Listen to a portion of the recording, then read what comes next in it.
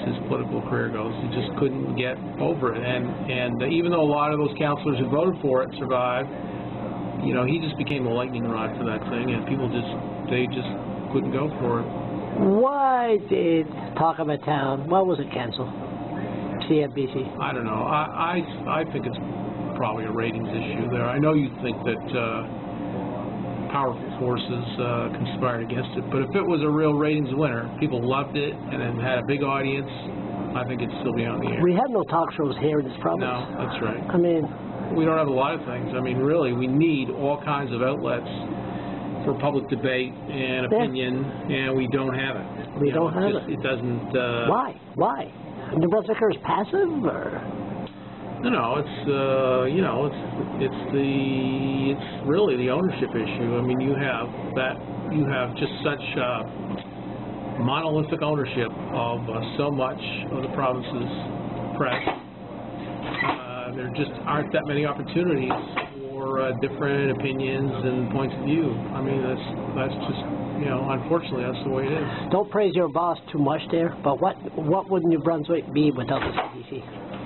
Well, I'm a big believer in what the CBC has to offer in the New Brunswick context, for sure. Like just an alternative. You know, the CBC represents different things in different parts of the country, but I think that in terms of when you look at a rationale for public broadcasting, you can't come up with a stronger rationale for it than in New Brunswick. It just offers an alternative to the private media that you know, serves a real public interest function. If it wasn't here, things would be even worse than they are now, and pretty much everyone who's looked at the New Brunswick situation has declared it to be pretty bad already. You're a smart guy, sometime. Did you understood the question of Steve Murphy to Dion the first time you heard it? Sure, yes, but you know, I'm English. I mean, I think that it had some real subtleties in it in terms of the time frame back and forth. It was jumping back and forth in time, and you know, I think that it's quite conceivable that a question being asked like that, say in French, to somebody who was not that, you know, who was French as a second language, I could see getting mixed up in the question. I think it's too close to being, you know, it's too uncertain why he wasn't understanding it. I mean, they try to, you know, I mean, some people try to make it out that he's just not capable. He's not up on the issues. He doesn't really understand a lot of things, and that exposed that. And other people felt it was just, you know, kind of a language issue, and in which case you got to give people a little bit of latitude who are talking their second language. I mean, the thing about francophones is that they really tolerate poor French from anglophones. I mean, you look in New Brunswick. I mean, Richard Hatfield couldn't even speak French.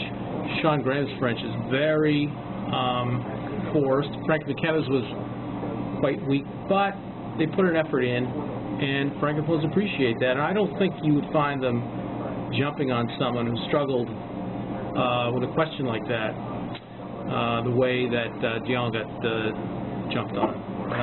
You don't have to answer this. You think Sean Graham be a one-term government? One-term governments in New Brunswick are almost unheard of, but you know, it's a new world, so every election is its own creature. Like it could, you know, it could go either way. He's obviously in a strong position, and history in New Brunswick would suggest that you get 2 terms almost automatically. But Bernard Lord struggled in his second election, and that was circumstances did it to him, auto insurance. Yeah, and I wonder who started. I wonder who started that now. No.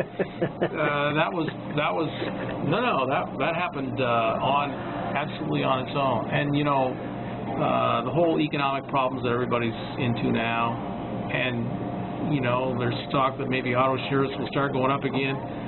It wouldn't take much. Like, people seem crankier than they used to, and it wouldn't take much for people to,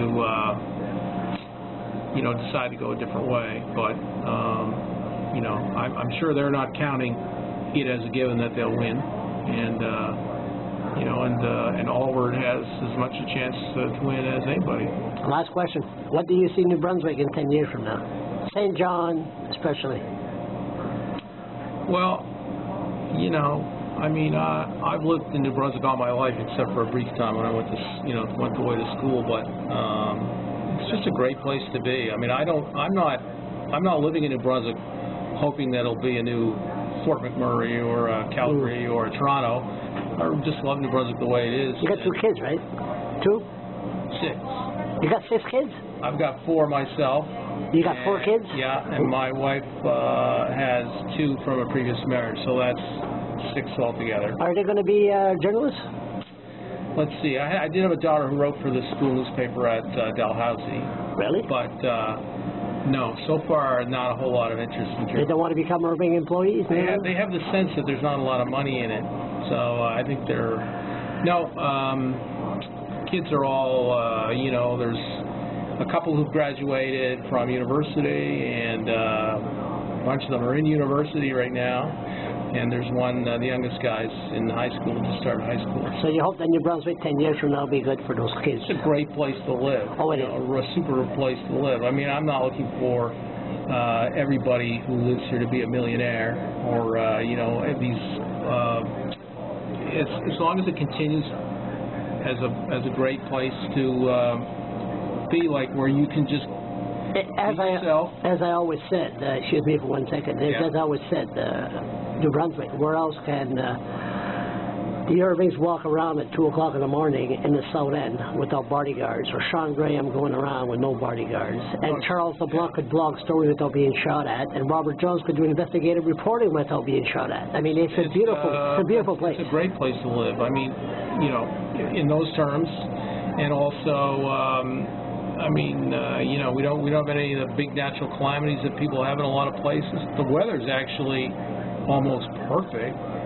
A lot of people don't agree with that, but in St. John here, the winters are fairly mild, the summers are not too hot. We have these people coming off the cruise ships in the summertime, and they just can't stand the heat wherever they're from, and they just, people love it here. It's just, to me, I try and think of a better place in the world to live in terms of raising your family and having a good quality of life. I mean, to me, it's like the best place you can be. Listen, I told you 15 years ago in front of the old courthouse, I love your work. You do great investigative reporting. I remember you told me you should write a letter to the editor about that one. That was 15 years ago. And now we're heading for blogging. I definitely wouldn't publish that one. No, you're doing fine work, and I want to congratulate you, and thanks a lot. Yeah, it's good to talk to you, Charles. See you, Robert.